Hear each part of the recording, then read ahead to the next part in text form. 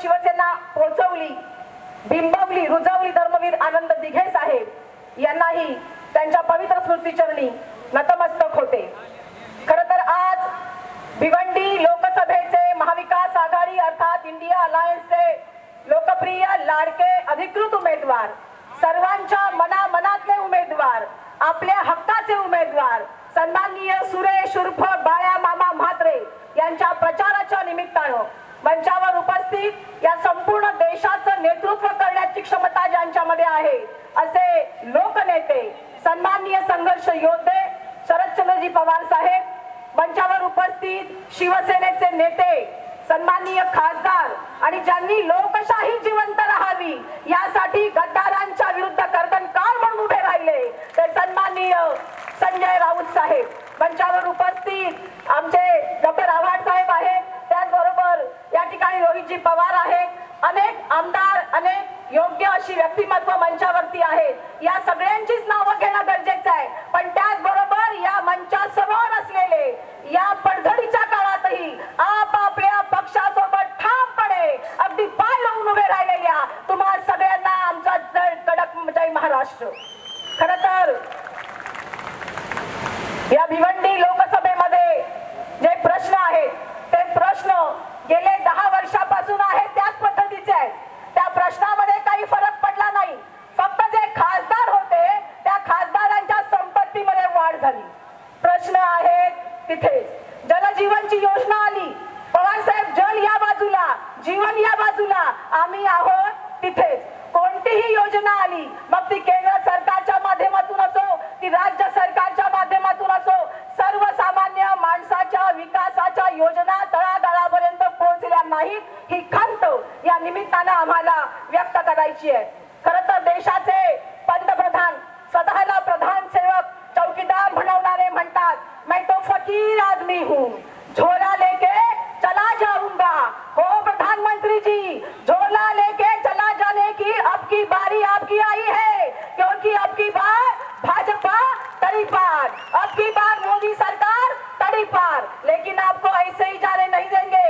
एक लक्षात ठेवा, त्या झोल्यामध्ये काय काय भरलंय ना, या 10 वर्षात या भरल्याचा हिशोब या सर्वसामान्य जनतेला तुम्हाला द्यावा लागेल। मग ते पीएम केअर फंडचे पैसे असतील, जनधन योजनेच्या माध्यमातून आमच्या ग्रामीण भागातल्या आया बहिणींनी उन्हातान्हामध्ये आपली मजुरी बुडवून जे काही खाती उघडली त्यातल्याही झालेल्या खात्यांचा जवळजवळ 31,000 कोटीचा भ्रष्टाचार असेल, त्याही पलीकडे जाऊन जे निवडणुकीचे रोखे आहेत, ज्या संदर्भात या देशाच्या सन्माननीय अर्थमंत्री निर्मलाताई सीतारामन यांच्या पतींनीच उल्लेख केलेला आहे की या देशातला सगळ्यात मोठा भ्रष्टाचार जर कोणता असेल तर तो आहे या देशात झालेल्या निवडणूक रोख्यांचा भ्रष्टाचार। या सगळ्याचा हिशोब या झोला लेके चले जाने वाले को देना तो पडेगा ही।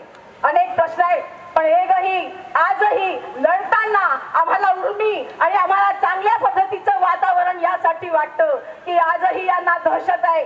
या महाराष्ट्रामध्ये मतं मिळवायची असतील तर ओरिजिनल ठाकरे ब्रँड शिवाय आणि ओरिजिनल पवार ब्रँड शिवाय यांना पर्याय नाही, आणि म्हणून आमचे पक्ष फोडले असतील, चिन्हही पडवलं असेल, पण तरीही नाईलाजाने का होईना पंतप्रधानांना त्यांच्या भाषणामध्ये पुन्हा पुन्हा विनंती करावी लागते की पवार साहेब आणि ठाकरे साहेब, उद्धवजी ठाकरे साहेब, तुम्ही आमच्याकडे या। याचा अर्थ शरणागती पंतप्रधानांनी आता जवळजवळ निश्चित केलेली आहे।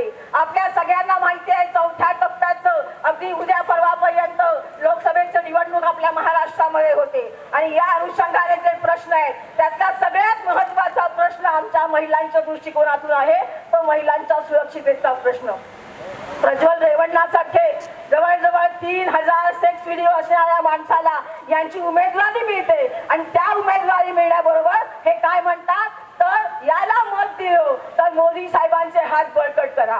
मला कळत नाही राऊत साहेब, खरं तर या देशाचे पंतप्रधान किंवा सत्ताधारी लोकसभेची निवडणूक लढताना त्यांनी देशाच्या विकासासंदर्भात प्रश्न मांडले पाहिजेत, त्यांनी महागाई बद्दल बोललं पाहिजे, त्यांनी बेरोजगारी बद्दल बोललं पाहिजे, त्यांनी महिलांच्या सुरक्षिततेबाबत बोललं पाहिजे। मात्र असं काहीही न होता फक्त हिंदू मुस्लिम एकमेकाच्या मध्ये भांडण लावून देणं, हा पक्ष फोडा, याला वाकडं बोला, त्याला वाकडं बोला, आपली जी लेवल आहे पंतप्रधान पदाची त्यापेक्षा खाली उतरा. आणि मला खेळ या गोष्टीचा आहे, पुरोगामी असणारा महाराष्ट्र सुद्धा आता गेले अनेक दिवस याच पद्धतीने बोलताना दिसतोय.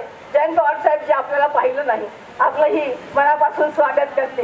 पण या सगळ्या बाबतीमध्ये महिलांचे प्रश्न, मग ग्रामीण भागातल्या महिलांच्या डोक्यावरचा हंडा आजही उतरला नाही याची खंत या ग्रामीण भागातल्या महिलांना आहे. आमच्या आदिवासी भागातल्या आमच्या महिला ज्यांना आजही या पद्धतीनं काम करावं लागतं आणि हे काम करत असताना त्या कामाचा दाम त्यांना मिळत नाही. अलीकडेच अंत्योदयच्या योजनेच्या माध्यमातून सरकारने आपल्या या भागातील अंत्योदय योजनेमध्ये असलेल्या महिलांना साडी वाटपाचं काम निवडणुकीपूर्वी केलं. भुसारा साहेब आपल्याला माहिती आहे. आणि आपल्या जवान मोखाड्याच्या त्या भगिनी, त्या स्वाभिमानी भगिनी, या भगिनींनी या सरकारने दिलेल्या अंत्योदय योजनेमध्ये साड्या परत पाठवल्या आणि त्यांनी त्या तहसीलदारांना सांगितलं, साहेब आम्हाला भीक देऊ नका, आम्हाला भिकेची गरज नाही आणि या भिकेबरोबर आमची मतही तुम्हाला मिळणार नाही. पण गेले 4 महिने आम्ही जे रोजगार हमी काम केलंय ना, त्या रोजगार हमीचे पैसे आम्हाला द्या.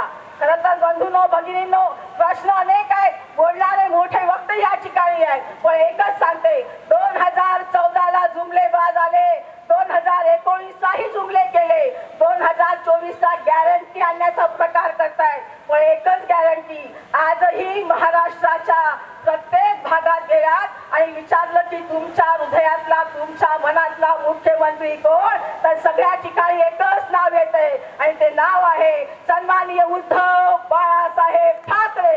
ही आहे महाराष्ट्राची गॅरंटी. या संपूर्ण देशामध्ये ज्यांचं संघर्ष योद्धा म्हणून नाव घेतलं जातं ते म्हणजे या देशाचे विकास पुरुष सन्माननीय शरदचंद्रजी पवार. ही आहे महाराष्ट्राची गॅरंटी. कदाचित या निवडणुकीचा काळ जसा टप्पा 20 मे पर्यंत येईल, आपले प्रधानमंत्री येतील आणि म्हणतील, भाई और बहनों, मैं चाहता था 2022 तक सबको घर दूं, लेकिन हुआ ये है कि यहाँ पे जमीन के भाव बहुत बढ़ चुके हैं, अभी हमारा चांद्रयान चांद पर उतरा है और अब की बार अगर वोट दे दिया तो आप सबको चांद पर घर दे दूंगा.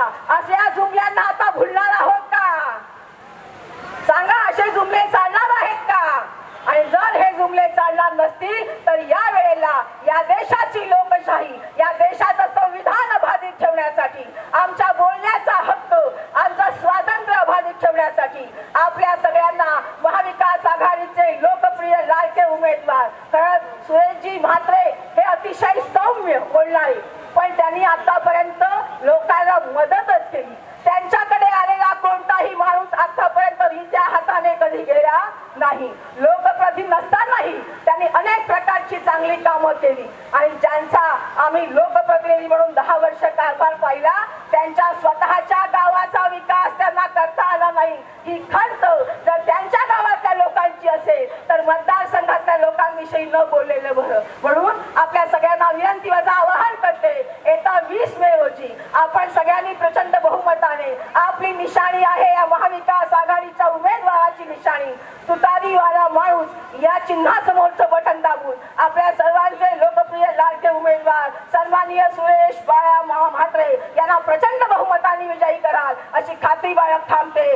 जय हिंद, जय महाराष्ट्र. धन्यवाद ताई.